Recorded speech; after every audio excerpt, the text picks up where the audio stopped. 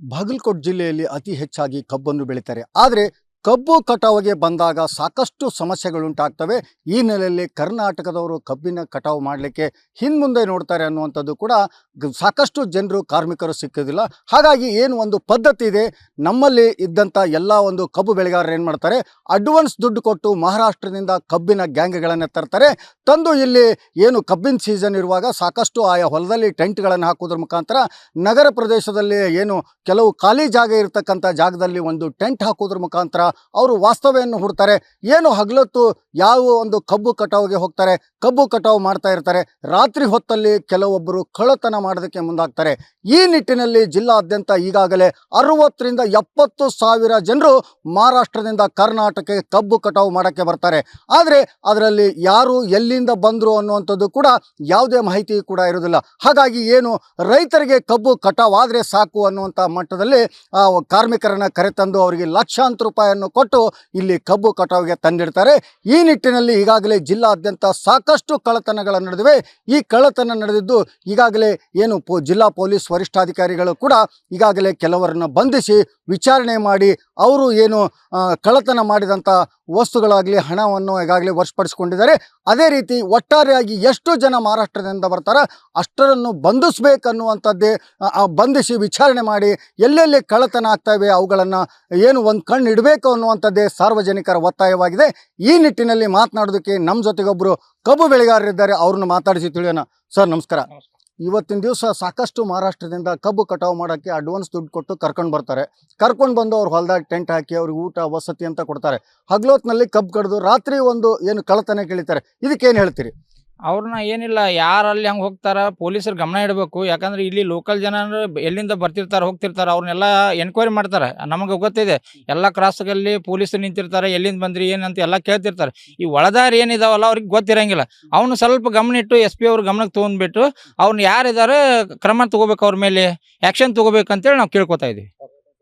ಒಟ್ಟಿನಲ್ಲಿ ಹೇಳಬೇಕಂತಂದರೆ ಇವತ್ತಿನ ದಿವಸ ಸಾಕಷ್ಟು ಮಹಾರಾಷ್ಟ್ರದಿಂದ ಬಂದಂಥ ಜನರು ಬೇರೆ ಬೇರೆ ಕಳ್ಳತನದ ಕೆಲಸದಲ್ಲಿ ತೊಡಗಿದ್ದಾರೆ ಅನ್ನುವಂಥದ್ದು ಕೂಡ ಸಾಕಷ್ಟು ಈಗಾಗಲೇ ಪ್ರೂಫ್ ಆಗಿದೆ. ಅದರ ಜೊತೆಗೆ ಇನ್ನು ಮುಂದಾದರೂ ಜಿಲ್ಲಾಡಳಿತ ಪೊಲೀಸ್ ಜಿಲ್ಲಾ ವರಿಷ್ಠಾಧಿಕಾರಿಗಳು ಎಚ್ಚೆತ್ತುಕೊಂಡು ಎಲ್ಲೆಲ್ಲಿ ಕಬ್ಬು ಕಟಾವು ಗ್ಯಾಂಗ್ಗಳು ಬಂದಿವೆ, ಎಷ್ಟು ಗ್ಯಾಂಗ್ಗಳು ಬಂದಿವೆ, ಅವ್ರ ಐಡೆಂಟಿಟಿಗಳನ್ನು ಕಲೆಕ್ಟ್ ಮಾಡೋದ್ರ ಮುಖಾಂತರ ಅವರು ಎಷ್ಟು ದಿನ ಇಲ್ಲಿ ಯಾವ ಕೆಲಸ ಮಾಡ್ತಾರೆ ಅನ್ನುವಂಥದ್ದು ನೋಡಬೇಕು ಅನ್ನುವಂಥದ್ದೇ ಸಾರ್ವಜನಿಕರ ಒತ್ತಾಯವಾಗಿದೆ. ಇನ್ನು ಮುಂದಾದರೂ ಅಧಿಕಾರಿಗಳು ಎಚ್ಚೆತ್ತುಕೊಳ್ಬೇಕನ್ನುವಂಥದ್ದೇ ರಿಪಬ್ಲಿಕ್ ಕನ್ನಡದ ಮಾತು ಕೂಡ ಆಗಿದೆ. ಬಾಗಲಕೋಟೆಯಿಂದ ಸಿದ್ದು ದುತ್ರಗಾಮಿ, ರಿಪಬ್ಲಿಕ್ ಕನ್ನಡ. ಬಾಗಲಕೋಟೆ ಜಿಲ್ಲೆಯಲ್ಲಿ ಅತಿ ಹೆಚ್ಚಾಗಿ ಕಬ್ಬನ್ನು ಬೆಳೀತಾರೆ. ಆದರೆ ಕಬ್ಬು ಕಟಾವಿಗೆ ಬಂದಾಗ ಸಾಕಷ್ಟು ಸಮಸ್ಯೆಗಳುಂಟಾಗ್ತವೆ. ಈ ನೆಲೆಯಲ್ಲಿ ಕರ್ನಾಟಕದವರು ಕಬ್ಬಿನ ಕಟಾವು ಮಾಡಲಿಕ್ಕೆ ಹಿಂದೆ ನೋಡ್ತಾರೆ ಅನ್ನುವಂಥದ್ದು ಕೂಡ ಸಾಕಷ್ಟು ಜನರು ಕಾರ್ಮಿಕರು ಸಿಕ್ಕೋದಿಲ್ಲ. ಹಾಗಾಗಿ ಏನು ಒಂದು ಪದ್ಧತಿ ಇದೆ, ನಮ್ಮಲ್ಲಿ ಇದ್ದಂಥ ಎಲ್ಲ ಒಂದು ಕಬ್ಬು ಬೆಳೆಗಾರರು ಏನು ಮಾಡ್ತಾರೆ, ಅಡ್ವಾನ್ಸ್ ದುಡ್ಡು ಕೊಟ್ಟು ಮಹಾರಾಷ್ಟ್ರದಿಂದ ಕಬ್ಬಿನ ಗ್ಯಾಂಗ್ಗಳನ್ನು ತರ್ತಾರೆ. ತಂದು ಇಲ್ಲಿ ಏನು ಕಬ್ಬಿನ ಸೀಸನ್ ಇರುವಾಗ ಸಾಕಷ್ಟು ಆಯಾ ಹೊಲದಲ್ಲಿ ಟೆಂಟ್ಗಳನ್ನು ಹಾಕೋದ್ರ ಮುಖಾಂತರ ನಗರ ಪ್ರದೇಶದಲ್ಲಿ ಏನು ಕೆಲವು ಖಾಲಿ ಜಾಗ ಇರತಕ್ಕಂಥ ಜಾಗದಲ್ಲಿ ಒಂದು ಟೆಂಟ್ ಹಾಕೋದ್ರ ಮುಖಾಂತರ ಅವರು ವಾಸ್ತವ್ಯವನ್ನು ಹೂಡ್ತಾರೆ. ಏನು ಹಗಲೊತ್ತು ಯಾವ ಒಂದು ಕಬ್ಬು ಕಟಾವಿಗೆ ಹೋಗ್ತಾರೆ, ಕಬ್ಬು ಕಟಾವು ಮಾಡ್ತಾ ಇರ್ತಾರೆ. ರಾತ್ರಿ ಹೊತ್ತಲ್ಲಿ ಕೆಲವೊಬ್ಬರು ಕಳ್ಳತನ ಮಾಡೋದಕ್ಕೆ ಮುಂದಾಗ್ತಾರೆ. ಈ ನಿಟ್ಟಿನಲ್ಲಿ ಜಿಲ್ಲಾದ್ಯಂತ ಈಗಾಗಲೇ 60ರಿಂದ 70 ಸಾವಿರ ಜನರು ಮಹಾರಾಷ್ಟ್ರದಿಂದ ಕರ್ನಾಟಕಕ್ಕೆ ಕಬ್ಬು ಕಟಾವು ಮಾಡೋಕ್ಕೆ ಬರ್ತಾರೆ. ಆದರೆ ಅದರಲ್ಲಿ ಯಾರು ಎಲ್ಲಿಂದ ಬಂದರು ಅನ್ನುವಂಥದ್ದು ಕೂಡ ಯಾವುದೇ ಮಾಹಿತಿ ಕೂಡ ಇರೋದಿಲ್ಲ. ಹಾಗಾಗಿ ಏನು ರೈತರಿಗೆ ಕಬ್ಬು ಕಟಾವು ಆದರೆ ಸಾಕು ಅನ್ನುವಂಥ ಮಟ್ಟದಲ್ಲಿ ಕಾರ್ಮಿಕರನ್ನು ಕರೆತಂದು ಅವರಿಗೆ ಲಕ್ಷಾಂತರ ರೂಪಾಯಿಯನ್ನು ಕೊಟ್ಟು ಇಲ್ಲಿ ಕಬ್ಬು ಕಟಾವಿಗೆ ತಂದಿಡ್ತಾರೆ. ಈ ನಿಟ್ಟಿನಲ್ಲಿ ಈಗಾಗಲೇ ಜಿಲ್ಲಾದ್ಯಂತ ಸಾಕಷ್ಟು ಕಳ್ಳತನಗಳು ನಡೆದಿವೆ. ಈ ಕಳ್ಳತನ ನಡೆದಿದ್ದು ಈಗಾಗಲೇ ಏನು ಜಿಲ್ಲಾ ಪೊಲೀಸ್ ವರಿಷ್ಠಾಧಿಕಾರಿಗಳು ಕೂಡ ಈಗಾಗಲೇ ಕೆಲವರನ್ನು ಬಂಧಿಸಿ ವಿಚಾರಣೆ ಮಾಡಿ ಅವರು ಏನು ಕಳ್ಳತನ ಮಾಡಿದಂಥ ವಸ್ತುಗಳಾಗಲಿ ಹಣವನ್ನು ಈಗಾಗಲೇ ವಶಪಡಿಸಿಕೊಂಡಿದ್ದಾರೆ. ಅದೇ ರೀತಿ ಒಟ್ಟಾರೆಯಾಗಿ ಎಷ್ಟು ಜನ ಮಹಾರಾಷ್ಟ್ರದಿಂದ ಬರ್ತಾರೆ ಅಷ್ಟರನ್ನು ಬಂಧಿಸಬೇಕನ್ನುವಂಥದ್ದೇ, ಬಂಧಿಸಿ ವಿಚಾರಣೆ ಮಾಡಿ ಎಲ್ಲೆಲ್ಲಿ ಕಳ್ಳತನ ಆಗ್ತಾಯಿವೆ ಅವುಗಳನ್ನು ಏನು ಒಂದು ಕಣ್ಣು ಇಡಬೇಕು ಅನ್ನುವಂಥದ್ದೇ ಸಾರ್ವಜನಿಕರ ಒತ್ತಾಯವಾಗಿದೆ. ಈ ನಿಟ್ಟಿನಲ್ಲಿ ಮಾತನಾಡೋದಕ್ಕೆ ನಮ್ಮ ಜೊತೆಗೊಬ್ಬರು ಕಬ್ಬು ಬೆಳೆಗಾರರಿದ್ದಾರೆ, ಅವ್ರನ್ನ ಮಾತಾಡಿಸಿ ತಿಳಿಯೋಣ. ಸರ್ ನಮಸ್ಕಾರ. ಇವತ್ತಿನ ದಿವಸ ಸಾಕಷ್ಟು ಮಹಾರಾಷ್ಟ್ರದಿಂದ ಕಬ್ಬು ಕಟಾವು ಮಾಡೋಕ್ಕೆ ಅಡ್ವಾನ್ಸ್ ದುಡ್ಡು ಕೊಟ್ಟು ಕರ್ಕೊಂಡು ಬರ್ತಾರೆ. ಕರ್ಕೊಂಡು ಬಂದು ಅವ್ರು ಹೊಲದಾಗ ಟೆಂಟ್ ಹಾಕಿ ಅವ್ರಿಗೆ ಊಟ ವಸತಿ ಅಂತ ಕೊಡ್ತಾರೆ. ಹಗಲೊತ್ತಿನಲ್ಲಿ ಕಬ್ಬು ಕಡ್ದು ರಾತ್ರಿ ಒಂದು ಏನು ಕಳ್ಳತನ ಕೇಳಿತಾರೆ. ಇದಕ್ಕೇನು ಹೇಳ್ತೀರಿ?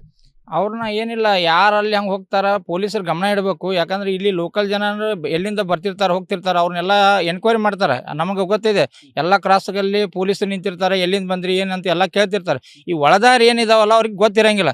ಅವನು ಸ್ವಲ್ಪ ಗಮನ ಇಟ್ಟು SP ಅವ್ರ ಗಮನಕ್ಕೆ ತೊಗೊಂಡ್ಬಿಟ್ಟು ಅವ್ರನ್ನ ಯಾರಿದ್ದಾರೆ ಕ್ರಮ ತಗೋಬೇಕು, ಅವ್ರ ಮೇಲೆ ಆ್ಯಕ್ಷನ್ ತಗೋಬೇಕಂತೇಳಿ ನಾವು ಕೇಳ್ಕೊತಾ ಇದೀವಿ. ಒಟ್ಟಿನಲ್ಲಿ ಹೇಳಬೇಕಂತಂದ್ರೆ ಇವತ್ತಿನ ದಿವಸ ಸಾಕಷ್ಟು ಮಹಾರಾಷ್ಟ್ರದಿಂದ ಬಂದಂಥ ಜನರು ಬೇರೆ ಬೇರೆ ಕಳ್ಳತನದ ಕೆಲಸದಲ್ಲಿ ತೊಡಗಿದ್ದಾರೆ ಅನ್ನುವಂಥದ್ದು ಕೂಡ ಸಾಕಷ್ಟು ಈಗಾಗಲೇ ಪ್ರೂಫ್ ಆಗಿದೆ. ಅದರ ಜೊತೆಗೆ ಇನ್ನು ಮುಂದಾದರೂ ಜಿಲ್ಲಾಡಳಿತ, ಪೊಲೀಸ್ ಜಿಲ್ಲಾ ವರಿಷ್ಠಾಧಿಕಾರಿಗಳು ಎಚ್ಚೆತ್ತುಕೊಂಡು ಎಲ್ಲೆಲ್ಲಿ ಕಬ್ಬು ಕಟಾವು ಗ್ಯಾಂಗ್ಗಳು ಬಂದಿವೆ, ಎಷ್ಟು ಗ್ಯಾಂಗ್ಗಳು ಬಂದಿವೆ, ಅವ್ರ ಐಡೆಂಟಿಟಿಗಳನ್ನು ಕಲೆಕ್ಟ್ ಮಾಡೋದ್ರ ಮುಖಾಂತರ ಅವರು ಎಷ್ಟು ದಿನ ಇಲ್ಲಿ ಯಾವ ಕೆಲಸ ಮಾಡ್ತಾರೆ ಅನ್ನುವಂಥದ್ದು ನೋಡಬೇಕು ಅನ್ನುವಂಥದ್ದೇ ಸಾರ್ವಜನಿಕರ ಒತ್ತಾಯವಾಗಿದೆ. ಇನ್ನು ಮುಂದಾದರೂ ಅಧಿಕಾರಿಗಳು ಎಚ್ಚೆತ್ತುಕೊಳ್ಬೇಕನ್ನುವಂಥದ್ದೇ ರಿಪಬ್ಲಿಕ್ ಕನ್ನಡದ ಮಾತು ಕೂಡ ಆಗಿದೆ. ಬಾಗಲಕೋಟೆಯಿಂದ ಸಿದ್ದು ದುತ್ರಗಾಮಿ, ರಿಪಬ್ಲಿಕ್ ಕನ್ನಡ. ಬಾಗಲಕೋಟೆ ಜಿಲ್ಲೆಯಲ್ಲಿ ಅತಿ ಹೆಚ್ಚಾಗಿ ಕಬ್ಬನ್ನು ಬೆಳೀತಾರೆ. ಆದರೆ ಕಬ್ಬು ಕಟಾವಿಗೆ ಬಂದಾಗ ಸಾಕಷ್ಟು ಸಮಸ್ಯೆಗಳುಂಟಾಗ್ತವೆ. ಈ ನೆಲೆಯಲ್ಲಿ ಕರ್ನಾಟಕದವರು ಕಬ್ಬಿನ ಕಟಾವು ಮಾಡಲಿಕ್ಕೆ ಹಿಂದೆ ನೋಡ್ತಾರೆ ಅನ್ನುವಂಥದ್ದು ಕೂಡ ಸಾಕಷ್ಟು ಜನರು ಕಾರ್ಮಿಕರು ಸಿಕ್ಕೋದಿಲ್ಲ. ಹಾಗಾಗಿ ಏನು ಒಂದು ಪದ್ಧತಿ ಇದೆ, ನಮ್ಮಲ್ಲಿ ಇದ್ದಂಥ ಎಲ್ಲ ಒಂದು ಕಬ್ಬು ಬೆಳೆಗಾರರು ಏನು ಮಾಡ್ತಾರೆ, ಅಡ್ವಾನ್ಸ್ ದುಡ್ಡು ಕೊಟ್ಟು ಮಹಾರಾಷ್ಟ್ರದಿಂದ ಕಬ್ಬಿನ ಗ್ಯಾಂಗ್ಗಳನ್ನು ತರ್ತಾರೆ. ತಂದು ಇಲ್ಲಿ ಏನು ಕಬ್ಬಿನ ಸೀಸನ್ ಇರುವಾಗ ಸಾಕಷ್ಟು ಆಯಾ ಹೊಲದಲ್ಲಿ ಟೆಂಟ್ಗಳನ್ನು ಹಾಕೋದ್ರ ಮುಖಾಂತರ ನಗರ ಪ್ರದೇಶದಲ್ಲಿ ಏನು ಕೆಲವು ಖಾಲಿ ಜಾಗ ಇರತಕ್ಕಂಥ ಜಾಗದಲ್ಲಿ ಒಂದು ಟೆಂಟ್ ಹಾಕೋದ್ರ ಮುಖಾಂತರ ಅವರು ವಾಸ್ತವ್ಯವನ್ನು ಹೂಡ್ತಾರೆ. ಏನು ಹಗಲೊತ್ತು ಯಾವ ಒಂದು ಕಬ್ಬು ಕಟಾವಿಗೆ ಹೋಗ್ತಾರೆ, ಕಬ್ಬು ಕಟಾವು ಮಾಡ್ತಾ ಇರ್ತಾರೆ. ರಾತ್ರಿ ಹೊತ್ತಲ್ಲಿ ಕೆಲವೊಬ್ಬರು ಕಳ್ಳತನ ಮಾಡೋದಕ್ಕೆ ಮುಂದಾಗ್ತಾರೆ.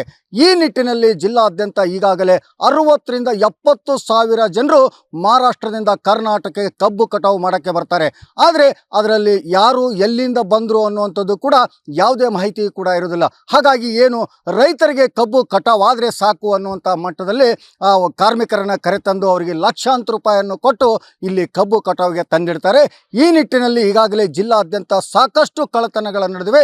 ಈ ಕಳ್ಳತನ ನಡೆದಿದ್ದು ಈಗಾಗಲೇ ಏನು ಜಿಲ್ಲಾ ಪೊಲೀಸ್ ವರಿಷ್ಠಾಧಿಕಾರಿಗಳು ಕೂಡ ಈಗಾಗಲೇ ಕೆಲವರನ್ನು ಬಂಧಿಸಿ ವಿಚಾರಣೆ ಮಾಡಿ ಅವರು ಏನು ಕಳ್ಳತನ ಮಾಡಿದಂಥ ವಸ್ತುಗಳಾಗಲಿ ಹಣವನ್ನು ಈಗಾಗಲೇ ವಶಪಡಿಸಿಕೊಂಡಿದ್ದಾರೆ.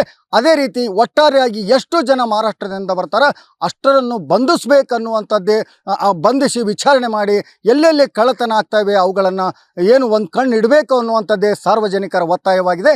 ಈ ನಿಟ್ಟಿನಲ್ಲಿ ಮಾತನಾಡೋದಕ್ಕೆ ನಮ್ಮ ಜೊತೆಗೊಬ್ಬರು ಕಬ್ಬು ಬೆಳೆಗಾರರಿದ್ದಾರೆ, ಅವ್ರನ್ನ ಮಾತಾಡಿಸಿ ತಿಳಿಯೋಣ. ಸರ್ ನಮಸ್ಕಾರ. ಇವತ್ತಿನ ದಿವಸ ಸಾಕಷ್ಟು ಮಹಾರಾಷ್ಟ್ರದಿಂದ ಕಬ್ಬು ಕಟಾವು ಮಾಡೋಕ್ಕೆ ಅಡ್ವಾನ್ಸ್ ದುಡ್ಡು ಕೊಟ್ಟು ಕರ್ಕೊಂಡು ಬರ್ತಾರೆ. ಕರ್ಕೊಂಡು ಬಂದು ಅವ್ರು ಹೊಲದಾಗ ಟೆಂಟ್ ಹಾಕಿ ಅವ್ರಿಗೆ ಊಟ ವಸತಿ ಅಂತ ಕೊಡ್ತಾರೆ. ಹಗಲೊತ್ತಿನಲ್ಲಿ ಕಬ್ಬು ಕಡ್ದು ರಾತ್ರಿ ಒಂದು ಏನು ಕಳ್ಳತನ ಕೇಳಿತಾರೆ. ಇದಕ್ಕೇನು ಹೇಳ್ತೀರಿ? ಅವ್ರನ್ನ ಏನಿಲ್ಲ ಯಾರು ಅಲ್ಲಿ ಹಂಗೆ ಹೋಗ್ತಾರ ಪೊಲೀಸರು ಗಮನ ಇಡಬೇಕು. ಯಾಕಂದ್ರೆ ಇಲ್ಲಿ ಲೋಕಲ್ ಜನ ಎಲ್ಲಿಂದ ಬರ್ತಿರ್ತಾರೆ ಹೋಗ್ತಿರ್ತಾರೆ ಅವ್ರನ್ನೆಲ್ಲ ಎನ್ಕ್ವೈರಿ ಮಾಡ್ತಾರೆ. ನಮಗೆ ಗೊತ್ತಿದೆ ಎಲ್ಲ ಕ್ರಾಸ್ಗಳಲ್ಲಿ ಪೊಲೀಸರು ನಿಂತಿರ್ತಾರೆ, ಎಲ್ಲಿಂದ ಬಂದ್ರಿ ಏನಂತ ಎಲ್ಲ ಕೇಳ್ತಿರ್ತಾರೆ. ಈ ಒಳದಾರಿ ಏನಿದಾವಲ್ಲ ಅವ್ರಿಗೆ ಗೊತ್ತಿರಂಗಿಲ್ಲ. ಅವನು ಸ್ವಲ್ಪ ಗಮನ ಇಟ್ಟು SP ಅವ್ರ ಗಮನಕ್ಕೆ ತೊಗೊಂಡ್ಬಿಟ್ಟು ಅವ್ರನ್ನ ಯಾರಿದ್ದಾರೆ ಕ್ರಮ ತಗೋಬೇಕು, ಅವ್ರ ಮೇಲೆ ಆ್ಯಕ್ಷನ್ ತಗೋಬೇಕಂತೇಳಿ ನಾವು ಕೇಳ್ಕೊತಾ ಇದೀವಿ. ಒಟ್ಟಿನಲ್ಲಿ ಹೇಳಬೇಕಂತಂದ್ರೆ ಇವತ್ತಿನ ದಿವಸ ಸಾಕಷ್ಟು ಮಹಾರಾಷ್ಟ್ರದಿಂದ ಬಂದಂಥ ಜನರು ಬೇರೆ ಬೇರೆ ಕಳ್ಳತನದ ಕೆಲಸದಲ್ಲಿ ತೊಡಗಿದ್ದಾರೆ ಅನ್ನುವಂಥದ್ದು ಕೂಡ ಸಾಕಷ್ಟು ಈಗಾಗಲೇ ಪ್ರೂಫ್ ಆಗಿದೆ. ಅದರ ಜೊತೆಗೆ ಇನ್ನು ಮುಂದಾದರೂ ಜಿಲ್ಲಾಡಳಿತ, ಪೊಲೀಸ್ ಜಿಲ್ಲಾ ವರಿಷ್ಠಾಧಿಕಾರಿಗಳು ಎಚ್ಚೆತ್ತುಕೊಂಡು ಎಲ್ಲೆಲ್ಲಿ ಕಬ್ಬು ಕಟಾವು ಗ್ಯಾಂಗ್ಗಳು ಬಂದಿವೆ, ಎಷ್ಟು ಗ್ಯಾಂಗ್ಗಳು ಬಂದಿವೆ, ಅವ್ರ ಐಡೆಂಟಿಟಿಗಳನ್ನು ಕಲೆಕ್ಟ್ ಮಾಡೋದ್ರ ಮುಖಾಂತರ ಅವರು ಎಷ್ಟು ದಿನ ಇಲ್ಲಿ ಯಾವ ಕೆಲಸ ಮಾಡ್ತಾರೆ ಅನ್ನುವಂಥದ್ದು ನೋಡಬೇಕು ಅನ್ನುವಂಥದ್ದೇ ಸಾರ್ವಜನಿಕರ ಒತ್ತಾಯವಾಗಿದೆ. ಇನ್ನು ಮುಂದಾದರೂ ಅಧಿಕಾರಿಗಳು ಎಚ್ಚೆತ್ತುಕೊಳ್ಬೇಕನ್ನುವಂಥದ್ದೇ ರಿಪಬ್ಲಿಕ್ ಕನ್ನಡದ ಮಾತು ಕೂಡ ಆಗಿದೆ. ಬಾಗಲಕೋಟೆಯಿಂದ ಸಿದ್ದು ದುತ್ರಗಾಮಿ, ರಿಪಬ್ಲಿಕ್ ಕನ್ನಡ.